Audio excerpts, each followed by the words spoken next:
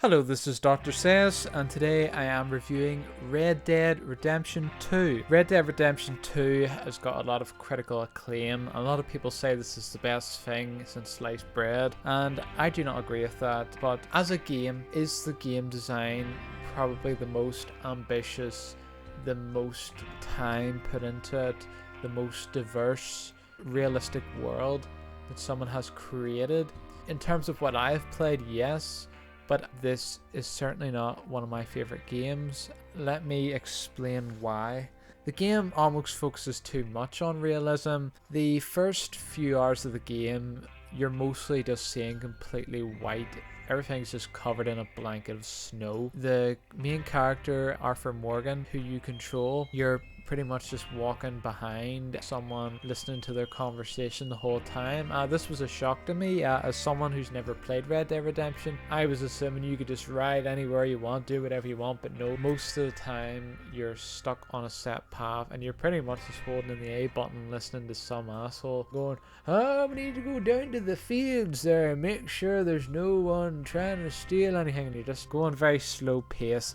It really tested my patience, this game, all the way throughout, but the start of it was dreadful. Of course, when you go into the game, there's a bit of a long loading time, but considering the massive world that it is rendering, it's not really that long. There's no difficulty mode as well, but I find the game to be quite difficult. Even with the auto aim on, I thought, I don't need auto aim, I'll just turn it off, and I found out it was actually too difficult because the game expects you to react really fast, so that's why they had the auto aim on at the start, so I just put it back on again. Arthur sounds like a generic goon. When I was hearing them both talk, I thought I was actually going to be Dutch. I didn't think Arthur was the character I was going to play as, because Dutch was sort of just talking in like a normal voice, and you hear Arthur going, we need to go down and kill some guys. He doesn't sound like a nice guy. That was my first impression of him. But throughout the game, he became a lot more relatable. He actually seems like a nice guy. He just, unfortunately, because the group he hangs around with, he has to do things which sometimes goes against his morals, and he doesn't get any pleasure from it. Even some of the side quests, or if you just talk to a random person at the camp, he'll open himself up a wee bit. Like he goes, "I don't know if we're doing the right thing here, but I believe in Dutch." He can actually be quite philosophically deep. He's not just some generic guy that I thought he was, which goes to show you can't judge a book by its cover. In fact, I would say this is the best story in a game I've ever seen. I actually wish they had just made this into a movie instead of a game. They could have either made it like an animated movie, like the cutscenes, because the cutscenes are very realistic, or do it like with real life actors. Like, I would be very interested in seeing that. As a game, it doesn't really hold water for me. Just some quick stats about the game. I played the game on the original Xbox One, which ran 864p, though all the versions share about 30 frames per second. It's quite a smooth 30 frames per second. I didn't see it drop anywhere. There's also a field of view slider if you're interested in that. There's no fast travel, though I have found that you can buy upgrades for your camp, and one of the upgrades is fast travel, which is useful, but see, to be honest, you don't really use it that much because you have to be at your camp, and you're not really at your camp that much. Usually when you're at the camp, you have a mission at the camp, and then once you click the mission, you just follow the person. You don't really fast travel, but I wish it could have been fast travel anytime you want, but they were going for realism. But at least that's there. It's better than nothing. Most of the time you're just listening to someone talk and following them, or you're traveling to a location that's really far away. This really did my head in. The game doesn't really teach it to you. I was just holding in the A button and just like letting them travel there. Sometimes if you're not following somebody, you can take a shortcut, but sometimes it's better just to stick to the path. Though I find if you mark a location and you hold in the A button to get your horse galloping, if you then hold in this button on whatever controller you have, obviously this is not an Xbox One controller, but you know what I mean, your character will automatically gallop and you can let go of the A button. Unfortunately, you can't do this with everything. If you're following somebody, I've tried it and it doesn't work, but it'll take you a few minutes to sort of get used to how to do that. but it does help because once I did that I just played on my phone. Though be careful, because if you leave, usually I left to go to the toilet and then I came back and my character was getting shot at, and then when I picked up the controller I died. It's very easy to be a wanted man in this game. Say if you kill somebody, there's witnesses everywhere, even in the most remote location where you wouldn't think anyone would be there. They see you straight away, and you can try to stop them, but 9 times out of 10 they're going to get away and they're going to tell the law, and then you're going to have a bounty on your head. That's going to hang over your head the whole game unless you pay at the post office, but I didn't do that. I was a wanted man everywhere at the end of the whole thing. The world's incredibly detailed. I understand why people love this, but for me, I live in a small rural town. Those types of locations, I don't really care about them because I see them by just walking my dog outside. It's not a big deal for me. So I kind of did my head in. Most of the time it was very realistic, but there's 1 or 2 wee things that break immersion. Like sometimes you're like hiding from enemies and like one of your characters will stick his head out in clear visibility. I don't think they can see us, and then the guy's just looking straight at him and goes, I can't really see anyone in there.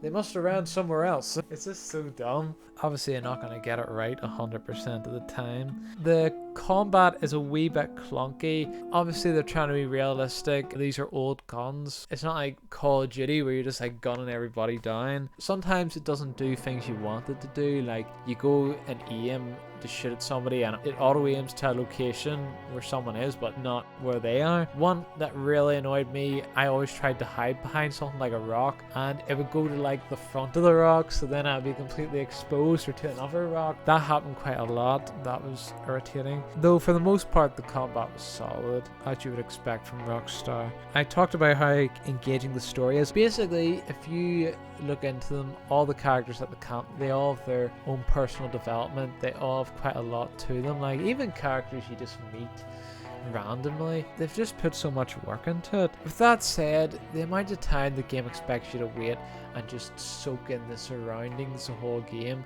I just felt like banging my head off a brick wall. It just really wasn't my cup of tea. Maybe I'm just impatient. I just prefer action, you know, get to the point, you know, just shooting guys down, doing all sorts of crazy things. Like, it doesn't have to be realistic. It was an absolute disgrace how Rockstar made this game. They were boasting how they were making employees work overtime, working 100+ hours a few times a year, and I just thought that was pathetic. I myself, I used to work in a factory. My manager would always ask, do you want to work overtime more? And I was like, nah, I'll work if I have to, but I'd rather just work my own hours, and he didn't like that. He'd go, oh, I would have asked you to work overtime, but you say, oh, I'll do it if I have to. You're not very flexible. You're not a very team player. It's like, fuck you. I said I was gonna work those hours if I had to work them, but whatever. But that's what it reminded me of. Obviously, I wasn't expected to work 100 hours like these guys, freaking hell. But I don't like that mentality, because they were then going, oh, well, it's optional. They don't have to do it. But I know rightly, if anyone refused those hours, their job would either be in jeopardy or they'd be looked down upon, going, oh, you're just a lazy bastard, oh, you're only working 40 hours a week, which is more than enough, by the way. 40 hours is plenty to be working a week, but obviously you get those eccentrics who just love their work more than anything. I think it should be a banned practice, but it's not gonna be. It's all about making money. That's just the way it is. This game, it's the biggest game I've ever downloaded. It's over 100 gigabytes of data, and see, to be honest, you could cut a lot of that out and it wouldn't have affected my experience of the game at all. Like, I don't want to talk to some random NPC across the map. It's like, oh, I hurt my legs. Like, I just run past them. Just cut a lot of the side quests out and just focus on the main game.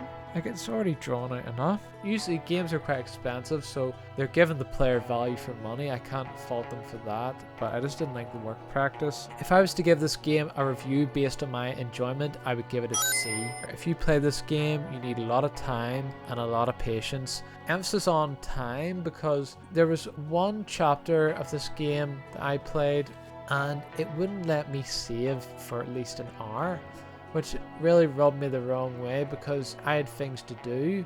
Now, I'm lucky I could reschedule things, but say if that was someone like, oh, I'm going to play this before I go to the night shift, and you find out you can't save it, it's like, fuck Well, I've just lost my progress. There is an autosave, but it doesn't really happen that often. Basically, you'd lose all your progress, and I don't know why they did that. I didn't like the choices they made for this game, but if the game sounds interesting to you, if you like a slow, methodical, story-based Western game, this will be right up your alley. If you're looking for like fast, fluid gameplay, running and gunning like a cowboy, doing whatever the hell you want, this isn't the type of game you'll want to play. But for what it does better than anybody else. The game is also over 200 hours long, apparently. Like, I believe that. Like, friggin' hell, it's probably the biggest game I've ever played. Bigger than Xenoblade Chronicles X, bigger than Zelda Breath of the Wild. Hello guys, hope you're having a fantastic day.